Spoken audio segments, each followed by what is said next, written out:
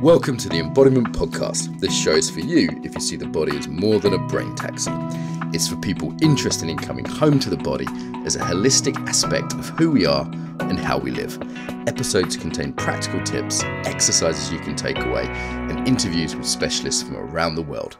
I'm your host for today, Mark Walsh. So on the show today, Lizzie Reumont. So Lizzie is a yoga teacher, but also a rolfer, born in Baltimore, living in London, wide variety of backgrounds. So I've had her highly recommended. Lizzie, welcome. Thank you. Nice to be here. Nice to see your face too. And how did you get into working with the body? What was your route into this?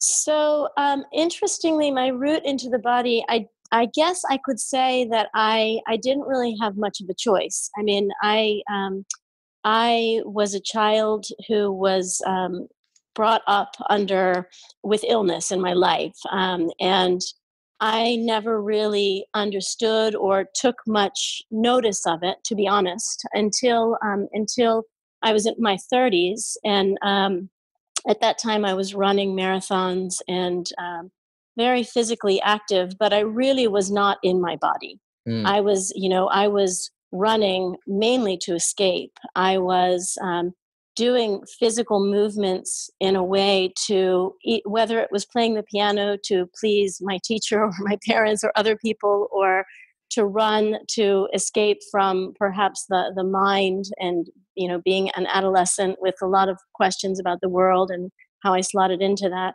And I think that it was only through illness really that I was forced to start to feel into my body on a deeper level. And make connections, that it wasn't just my mind that I'd been running from as a teenager. It wasn't just my body that had failed me from a very young age, but it was the two things together that I had to unravel and make some sense of myself so that I could then integrate and be more in my body and be more with the world, with life, like that. So illness really forced you into a confrontation with the body and an awareness of the body. Absolutely, yeah. Can I ask what the illness was, just out of interest? Sure. At 3 years old, I was diagnosed with ulcerative colitis, which is a kind of digestive disease that is, it's an autoimmune disease, which brings inflammation into the body and poor digestion. And over time, this, not to get too in depth, but I became what was called indeterminate. So they weren't sure whether I had ulcerative colitis or Crohn's, which is kind of a cousin autoimmune disease. And I really have to say I had a pretty easy time of it through my childhood and teens, insofar as I wasn't hospitalized all the time. I was really able to get on with things and have my own interests. And so it wasn't dominating my life until my 30s. When these kinds of autoimmune diseases, sometimes when you have them for a long time, they can change form like we do in our bodies. And it changed form in the way that it began to become a secondary disease that eventually took over my liver and led to liver failure and a transplant. So you had a liver transplant? I had a liver transplant 5 years ago, yes. That's some serious shit, right? That's kind of like threatening stuff, a liver transplant. Well, it cuts through the body. So all of a sudden, a lot of the areas, we tend to be very compartmentalized human beings. We need labels and we need to organize things into boxes. And when you have an invasive surgery that cuts through, multiple surfaces, and you start to really get a much deeper sense of how the legs actually connect into the spine instead of at the hip. And, all of these different things kind of really become highlighted.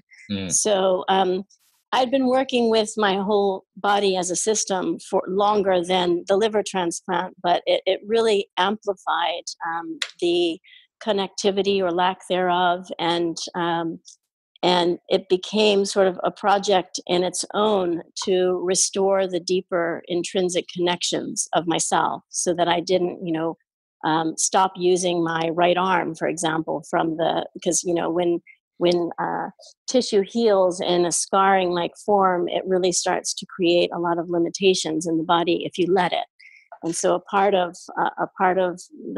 the beauties of working with my body is that I can continue to both observe and then track the changes that need to happen to create the mobility there, to keep the mobility there. So let's talk a little bit about illness, because we haven't talked much about this on the show before, and it's come up for me recently in a I don't normally get unwell, and I've been a bit unwell the last couple of weeks, which is a bit of a shock to me as a sort of healthy person. I've really noticing how that was changing my mood and how it was impacting on my general embodiment. So not just my, the fact I was in bed or whatever, but just general embodiment as I was slightly ill in life and much lower level. And I also had a long-term student say that her relationship to illness has been completely transformed by studying embodiment, because illness is generally looked at in this very mechanistic medical model. But then there's all these other links. Like one time I had a little bit of a chest infection. I realized I was like, it was showing up as a sort of low level anxiety. I was almost interpreting that inability to breathe properly as a low level anxiety for a week or two. And I think these kind of emotional links aren't usually explored. It's either, embodiment without looking at health. And I'll often even say, I don't really look at health. That's not my area. I do psychology. And then there's other people who are looking at health, but much more from a sort of mechanistic point of view. So I think this is worth digging into a little bit. Oh, right. Yeah.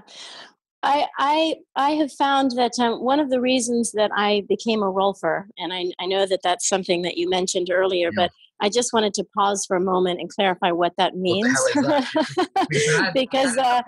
Because show. People might not have heard the episodes with Hannah Johnson and a couple of others. But so what is Rolfing? So, well, first of all, to clarify the name, the name actually comes from Ida Rolf, who was, she was a woman, an American woman who was born at the end of the Victorian age, and was very interested herself in gravity. And she was a biochemist and a physiologist. And her son was very uncoordinated growing up, and so she kind of was training as a scientist on the one hand, and she was a professor at Columbia for a number of years, which was very uncommon for a woman in the 30s and 40s. But she trained alongside osteopaths and yogis and cranial sacral therapists, and the one thing that nobody else seemed to really be highlighting was the relationship that we have with gravity. And so the bulk of her work became how to be better aligned in gravity, which for most of us requires a lot of fascial tissue release, connective tissue release, which is a little bit like glue or plasticine insofar as when it becomes tight or held, and we might experience this just by drawing the arms up into the body the way that you might in fear or in anxiety, the muscles then can relax, but a part of the tissue remains in that shape. So over time, repetitive patterns tend to get held in our body, and then we take on that shape, which misaligns us in gravity. So the work of a Rolfer is one of releasing the tension strains that are held in the body, and that can be because of physical repetition. It can become because of physical trauma or even emotional trauma or holding patterns. Then there's an aspect of retraining. So there's an education process going through the Rolfing process where we relearn maybe a more efficient way of sitting or standing or walking, and we start to become more aware of holding patterns that we have as well. And then there's a third element that is an integrative aspect of Rolfing, where we bring people more into their body and then making these kind of subtle connections that we're talking about. So the Rolfing process is interesting because what registers at first sometimes in a deep level of touch in the body can register as pain. But the tissue changes so that what once was pain becomes pressure or becomes some other more subtle sense. And this has, for me, become really interesting in my own journey of illness and health, is in starting to, the initial feeling we might have is one of pain or holding back, especially if you have a cold. Like, a lot of people don't want to blow their nose, so they sniff in or whatever, these kinds of things. So, one of the things in managing illness and pain has been to be more present with it, to understand it better, and to allow it to be there, something in the body usually releases, and we're able to then find another way to be in relationship with the illness or the pain. Yeah. So in sort of Buddhist thought, there's that they call the second arrow, right? So there's the thing itself, and then there's the relationship to the thing itself, which is leading to another level of suffering. So it's like, I've got pain, and then there's like, okay, I hate the pain, and that causes the pain to be worse, or I'm wishing the pain wasn't there, or whatever it is. Or changing the relationship with pain so that it doesn't get worse, but so that it dissipates and you find a way to use your body and your system, which is very intelligent, as a solve to the pain. Yeah, that's what I was getting to. So rather than pushing it away and making it worse, actually saying, okay, what, feeling into it. So one, not to deny it, and two, there's this other set of categories or set of practices around almost dialoguing with the body around illness. Do you have any thoughts on that? Absolutely. I mean, the dialogue is really what we're getting at. And, I guess if there were a marker between all of these different things is for me, this, the relationship of, of two things is just very pivotal to that. So that when there is a dialogue, there's the traction of any relationship, that when there's no traction, there's no relationship. So you have pain in your ankle, to not move the ankle around ferociously, but be able to move it around in a way that is mindful and asking questions like, ankle, do you want to move in one way or the other? Or understanding the limitations means that then you can work to finding freedom, perhaps in an area around the place of pain. So I want to map out a little bit what you just said, because I think it will be really useful for listeners in terms of mapping different kinds of body work and different things we can do it ourselves. So there's a structural piece, and that might look like structural integration, kind of deep tissue work. It might look like yoga. Then there's an educational piece, which is how do I actually use my body, my posture, my movement. A kind of Feldenkrais is big on that.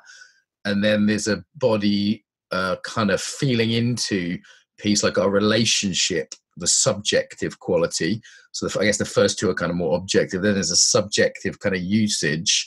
And then there's also this dialoguing, kind of a deep dialogue of like, hey, what's going on here? Like sometimes for me, it's just like, I'm working too hard. I need to rest. I need to be in relationship to myself more restfully. And this illness is telling me to do that. That's like a real simple version, Does that kind of map out? I'm as much as anything to get around here. Yeah, I think that's very helpful to you kind of almost deconstruct, these different pieces. And just to go back, because I think there's a thread here that as humans, we really do need organization and compartmentalization. And we need labels to understand, we have this whole cognitive ability of understanding things in a certain structure. That's a part of our human nature.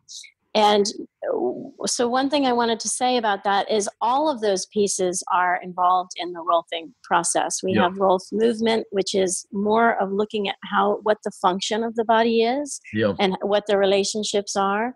And then there's, the body work that is in some ways it expedites, there are places that, yes, you might be able to access through a Feldenkrais class or through a yoga class, but it might just happen more rapidly when somebody else is working with your body. And then there's this felt sense that you're talking about in terms of being able to better understand those connections and creating a lasting dialogue. Because like you said, some days you can't handle everything that's coming at you. And so a part of this comes out into the real world in terms of how do we resource ourselves? How do we prioritize so that the relationships we have are healthy ones, are manageable and are balanced?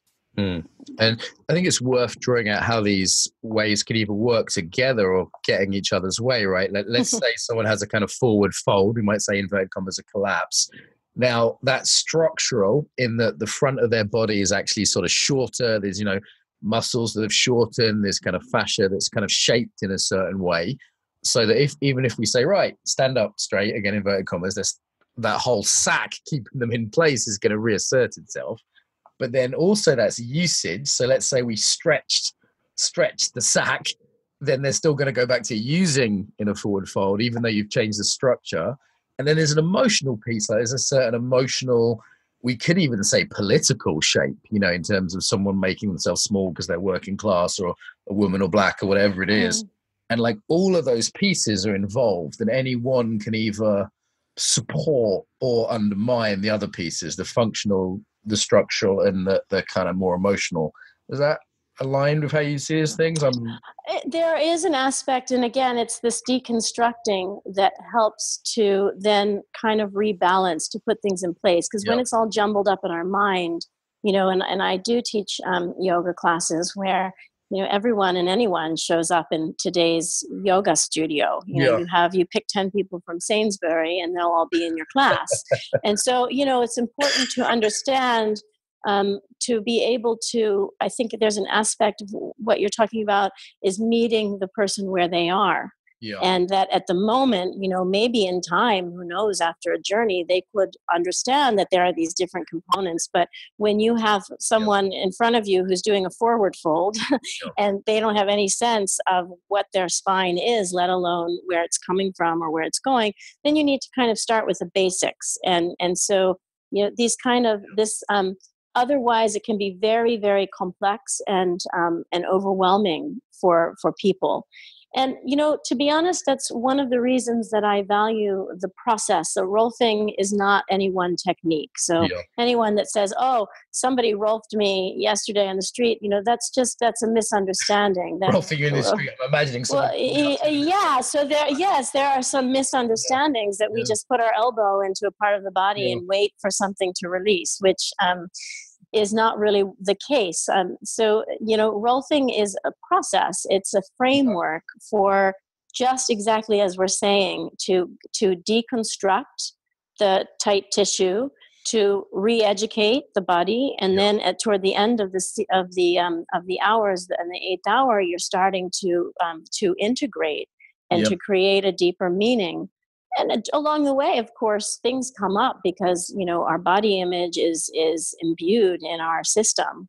Our perception of self, our, like you say, the political aspect. I would call it probably the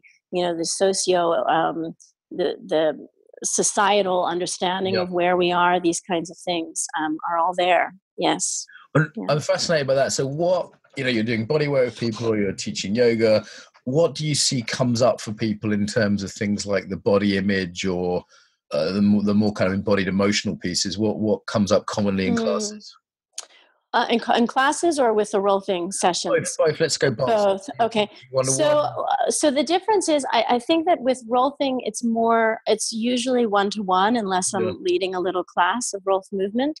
And there things are, you know, whenever you're in the presence of one person, there is a lot more of intensity and also a lot more potential for an intervention to happen. Whereas in a class, you're threading a theme with a lot of other people. So the things I see in class are, there's a lot of people these days, quote unquote, doing yoga. And there are a lot of classes that facilitate this, meaning that they're quite fast paced. They're focused on the outer shell, leading the room through a series of shapes, and then perhaps also a slight focus on the breath. But so it's easy to see that when somebody is muscling or struggling their way, that they're not in the practice of yoga, you know, unless they wake up and see that and then make some kind of change, you know, because yoga is... What's missing there to you, the awareness or the listening? What's missing for you? So I think that there's an aspect of listening inside of, you know, of understanding. There's this moment in yoga after some time when you practice, hopefully, when you are able to look at yourself. Yes. And to see where you are in space, not at the person on the next mat, not at where you were yesterday, but to be honest with where you are right now. And that could be on a very superficial level in your body. Like, oh, I'm not allowing my weight to land because I'm lifting myself up because my teacher told me to lift my rib cage up. So that's what I'm doing. But then you lose the other side. So it might be a physical truth that comes. It might be a truth that's somewhat deeper, like I'm just trying to keep up with the person next to me on the mat. That's a wonderful, beautiful moment when you wake up and realize that. Or you become a slave to a movement practice, whether it's yoga, that I just can't be myself until I've practiced 2 hours of fast physical movement, or these things, the patterns that we see, that people start to become slightly addicted to the practice rather than allowing the practice to create a space to simply be, to simply come to that place of acceptance. So that comes up.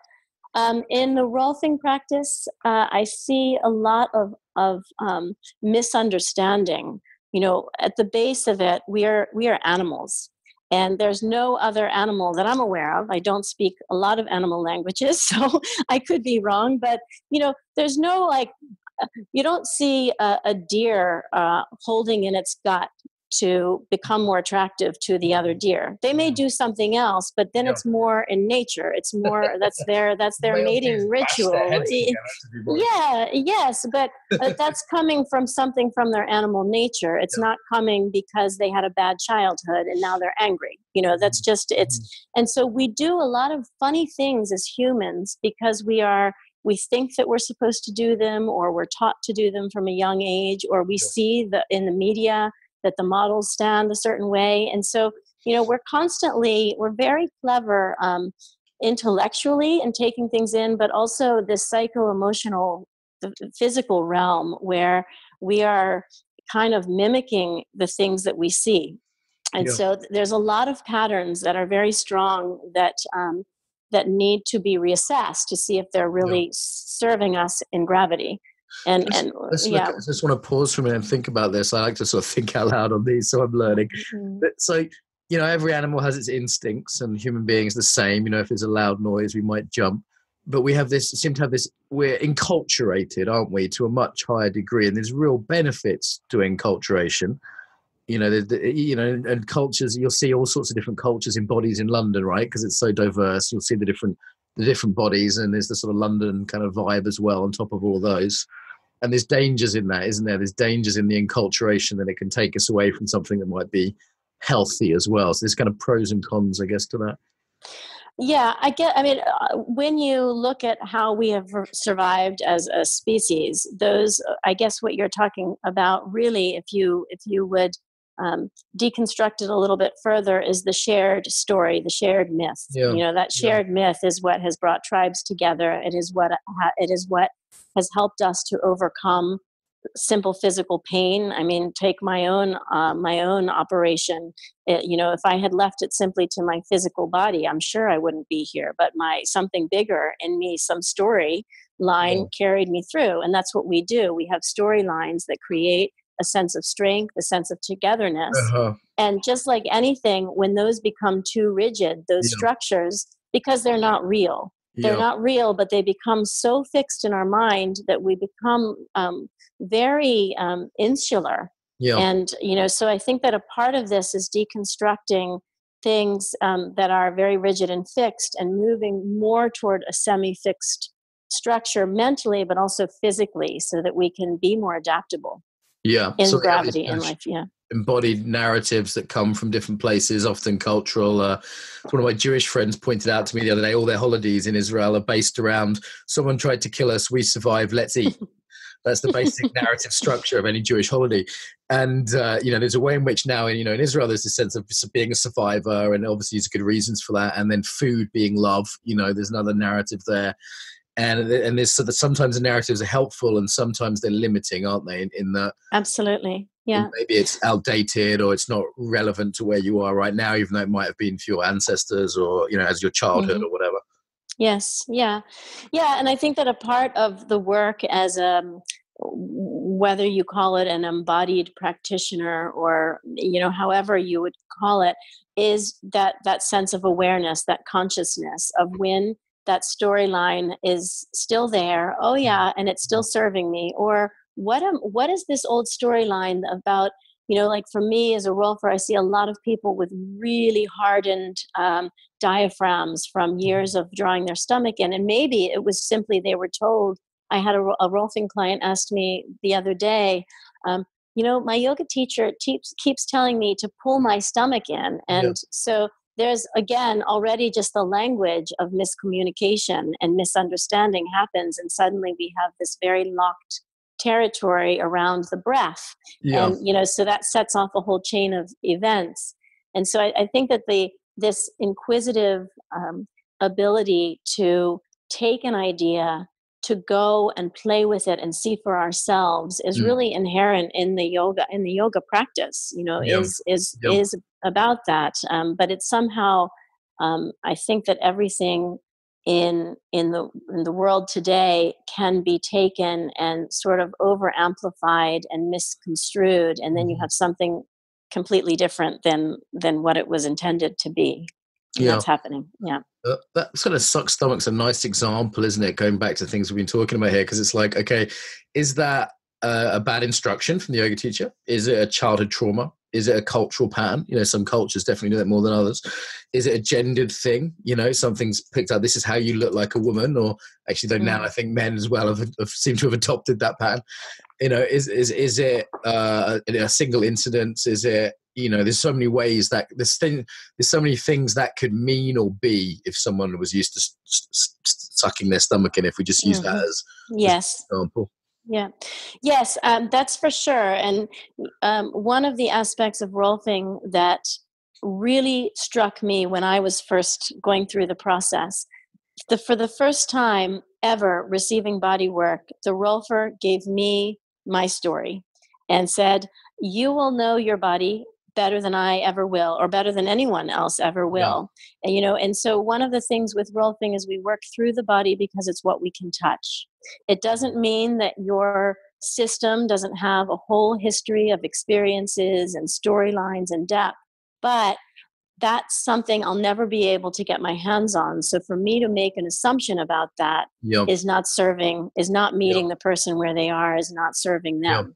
And that's the story of our lives, really, right? Is to kind of unpick this and to start to, as a yoga practitioner, to start to better understand this word ego, which is again, it's like anything else that we've been talking about. It can be taken really at face value, or as you go down the yoga path, we can start to understand that there is one kind of ego that's our storyline, our preferences, our judgments, and the other sense of ego that allows you to be present and standing in the world without kind of floating off into the ether, but that is less attached to the story and these kind of projections.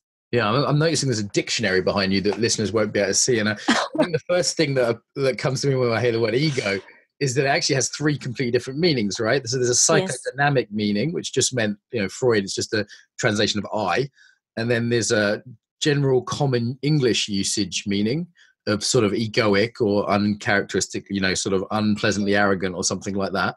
And then there's a kind of Buddhist meaning, or kind of Hindu meaning. So there's this sort of, we're immediately dealing with three different definitions of that word as soon as that's even discussed.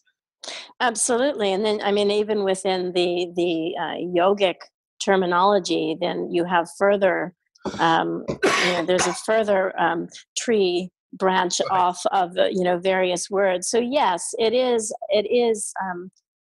more complex if you want it to be, and I think that's again, when we communicate as practitioners, whether you're a teacher in a yoga studio or a Rolfer or a Tai Chi teacher or anything really, there are always these different layers of understanding. And so, languaging becomes a very important tool to access these various layers of ourself. So for example, in Rolfing, we're working with something that we call the tonic system. And that tonic system is not the doing body, but it's more of the sensing into creating, having two things that are in relationship to each other. So I guess this is to say that, all of these things are layered, and the experience of the world, of course, is layered, and that it changes. And as you go through your experience, you take on more information, you might become more curious in one direction and less in the other. And, it's always trying to feed these trains, right? These trails of ourself. Yeah. Is the doing body called the gin system? Because that would work, wouldn't it? If you, I thought that was a good joke. Okay. So gin tonic, never mind. That's where I was going with you. I was right there with you. That would quite work. Gin for sort of doing and pushing, and tonic for the listening. That would work quite well. Well, yes. Yeah. That reminds me, actually, like you're uniquely culturally placed, actually, as far as guests, because the two biggest listening audiences are the States and the UK. And I was just looking at the stats on guests, and we've had 40 British and 40 American guests, and then 40 of sort of everyone else, actually. So the two biggest kind of guest audiences as well. But I think you're the first person we've had on who's from the States but has lived for a long time in the UK, and we haven't had anyone that's done the other journey, I don't think. So talking about sort of cultural bodies and cultural narratives, it's one of the themes of the show. Mm-hmm. Is there anything you want to kind of talk about in terms of the cultural body of America and Britain, or like you talk about languaging? There's some interesting linguistic differences. Like what have you noticed living in the UK all this time? So it's interesting because that also changes over time. Even just since the wonderful Mr. Trump has taken over the presidency, he has his own lingo, which is very kind of building blocks, primary colors that he uses to describe life. And so I don't want to say all Americans fall into that category. I think that's very important to qualify that there are, that as people on Earth, we all have the capacity to language and to create poetry through the usage of our body and also words. But the things that I do notice, which are interesting, is so Americans, at least when I was growing up, because I haven't lived there now, and it's almost 19 years since I've lived there, but there is this general sense of upness. So if you would look from a physical perspective, there's always this, hi, how are you doing today? And this sense up, that let's make America great again. And, so there's this kind of lift. And in Britain, I wouldn't, and I know that British people actually don't call it Britain or British, but in this country, in the UK, there's a lot more holding in, I would say, like the stiff upper lip. It's all very sort of cliche, but it happens to be true that there are, people do have jaw tension in this country. They do. I see a lot of limbs being pulled into the body instead of being suspended out. And I think that, I do see some American clients, and I do have American students in my yoga classes, and I would say that there's more of a thread of the storyline is very present on the surface of many Americans. So they want to talk. It's cultural to share, maybe to overshare even, and to perhaps not have boundaries in place in terms of knowing when enough is enough, Mm-hmm. And I would say that it's almost the opposite in this country on the surface. When you first meet someone, there may be an abundance of boundary to not want to share anything initially. Yep. And so there is this, it is sort of a wonderful moment, I find, through the evolution with students and with clients, when you reach a point where there is a release, where there are words that are put to emotions that may have been held for many, many years. And there's a real beauty in that, because you see then the potential comes out. Until then you're working with a lot of limitation, just like putting walls on a building. You start to limit space, and then when there's something that starts to let go, whether it's a storyline or a tight shoulder, then there's that moment of now where can we go to, and the potential starts to unravel, and that's when transformation begins to happen, really. I notice American guests talk a lot more than British guests before they let me ask them a question.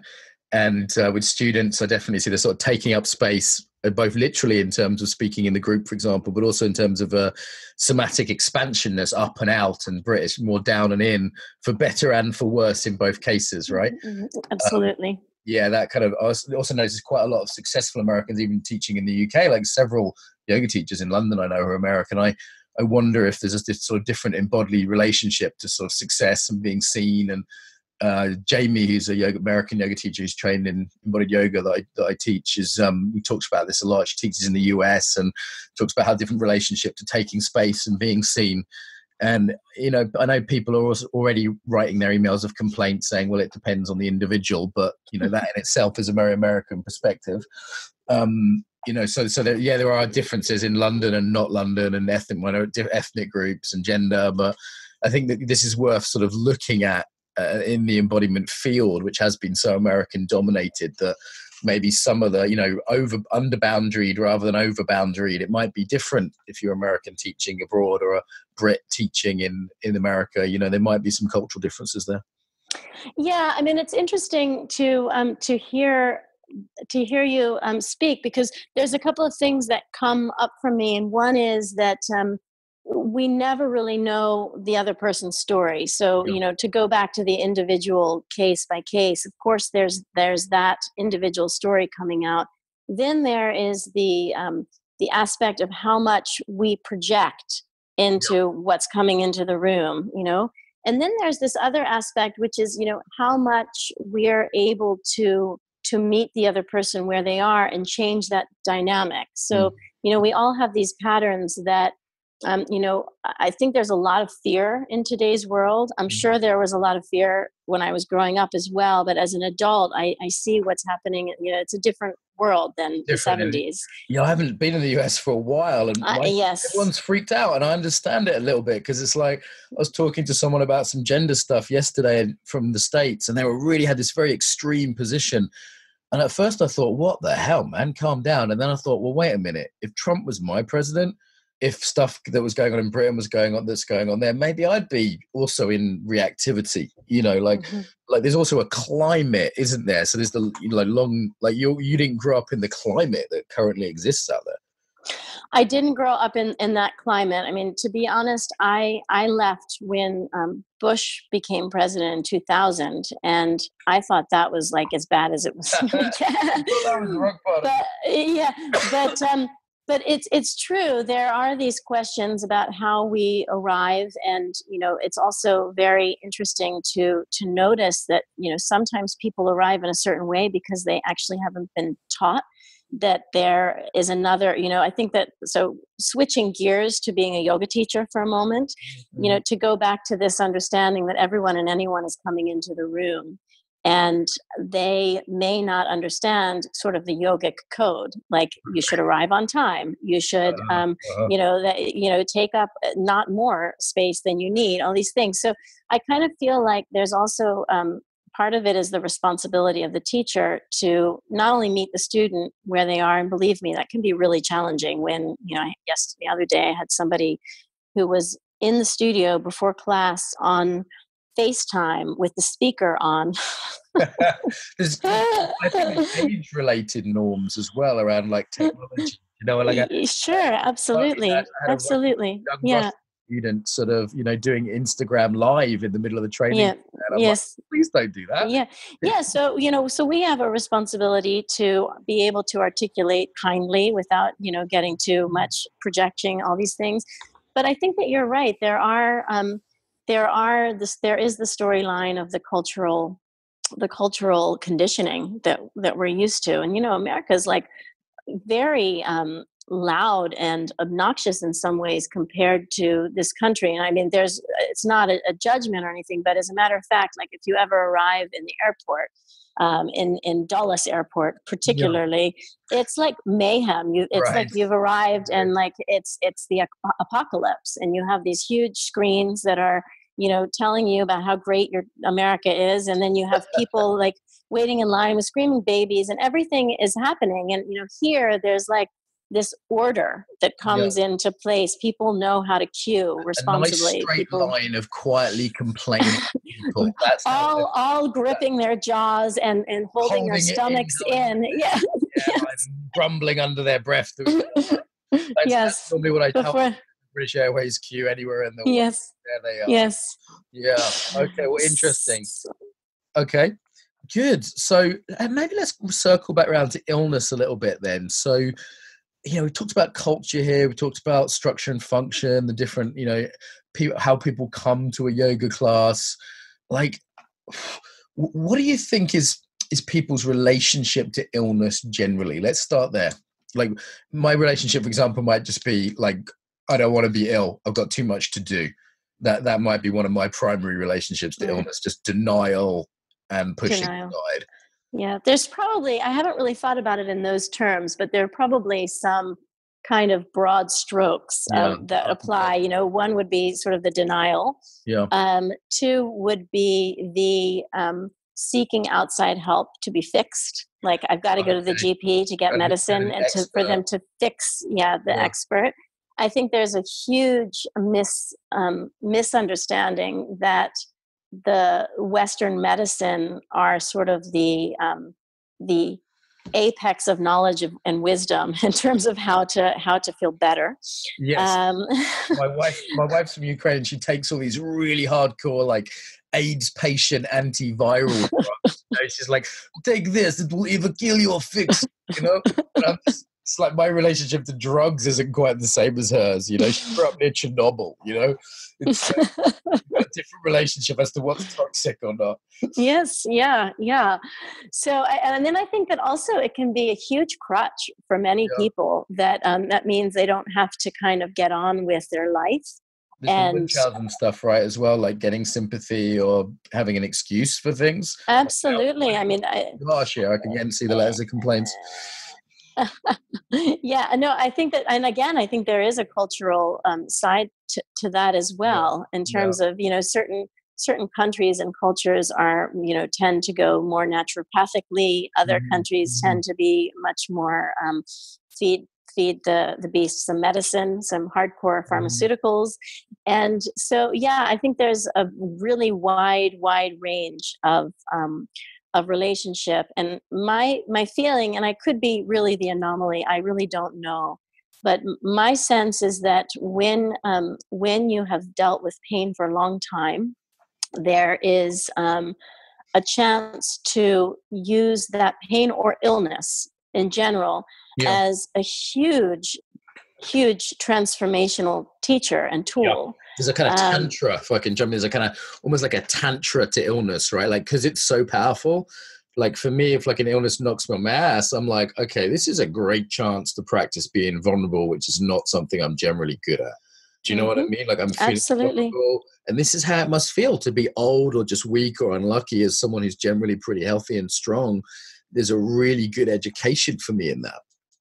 Yeah, I mean, I don't know about all of these things, like being old or strong or these weak, but I think that that illness for me, it has taught me to be grateful on a very different level. I'm grateful for really small things. And I try and practice that every single day. That to wake up and to acknowledge that there's something good, because a lot of times with illness, it's very easy to get dragged down into the negative space of, you have a pain. So your total awareness goes to that place, and then you miss out on all the other things that are also present. Yeah. And so, for me, one thing that besides the gratitude also has been this exploration constantly between understanding my limitations and accepting those limitations and the potential that's there that is still limitless, maybe in a different way than I considered limitless before, but there's a potential for many, many things. Where I think people tend to get very, very dragged down, and I see it all the time in my practice, is this expectation that we're going to stay the same. And, and so, if I can't, quote unquote, do my handstand practice anymore, I'm going to be disappointed and angry and depressed. And, and so instead of looking at the expectation and disappointment loop is being present to what's available at the moment. And nurturing that and attending to it, and then that changes, and watching and being able to observe the changes happening is also a great reminder that it's changes are happening all the time around us, in our projection of what we feel the world should be or whatever. Yeah, I'd love to underline some of those because I think you just said some really beautiful things there. So we've got kind of gratitude in the face of the ongoing series of insults that is life. Got acceptance of change because change happens. This is kind of basic Buddhism, right? That like, if we're not accepting change, we're going to suffer. I guess there's also something about tuning into our own actual potential, like, hey, can I be resilient? Can I actually do what I need to do, even though I'm having a rough time, like not feeling sorry for myself. And what is Yeah. it? William Blake I said. mean, yeah, it could. So I don't know what William Blake said, but I do think that this resilience kind of starts like, can I be kind to the Yeah. person who's trying to check me in at the hospital with a Uh-huh. queue of 200 people behind me? These kinds of things. Like, I stayed in the hospital during my transplant 59 days.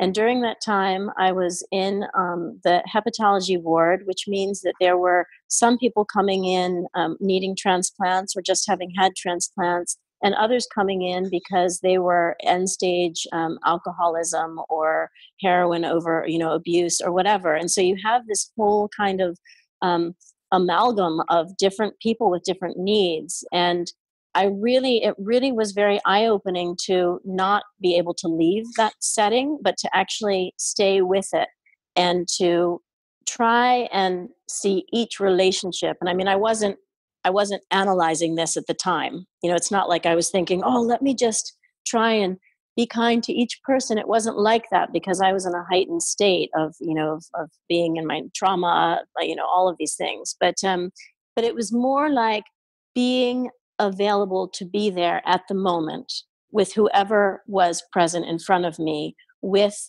an intention of love. Beautiful. Beautiful. I think that's a nice place to start moving towards wrap up. Is there anything that you haven't talked about that's like a key part of your work that would be useful to discuss? I just want to highlight that for me, when I feel the most present and most capable in my skin is when I'm in nature. Uh-huh. And this whole conversation, I've been looking out of my window, and I live in central London, but I have some bird feeders, and I've seen in central London blue tits and coal tits and nuthatches and robins and dunnocks, and just a whole variety of life that's happening. And I guess I wanted to highlight that when we stay in our story, when we stay very kind of insular, I want to say sagittal, but all that means is that we're focused on getting from point A to point Yeah. B. We lose the periphery. We lose the ability to appreciate the leaves changing color, Yeah. the wingspan of a pigeon. These things are around us all the time.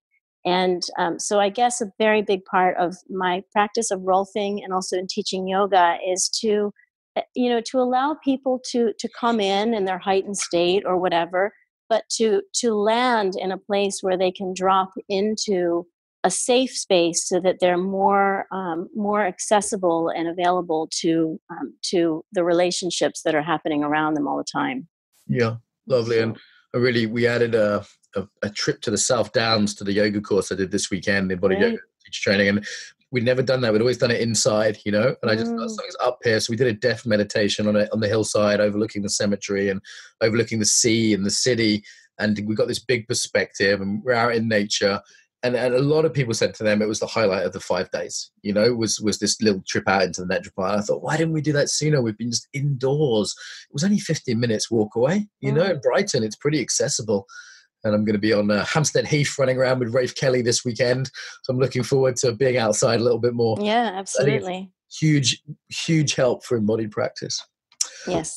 Okay, so last 2 things. Where can people find out more about you and your work? Okay, well, I have a website. It is www.freeliz.com, Freeliz.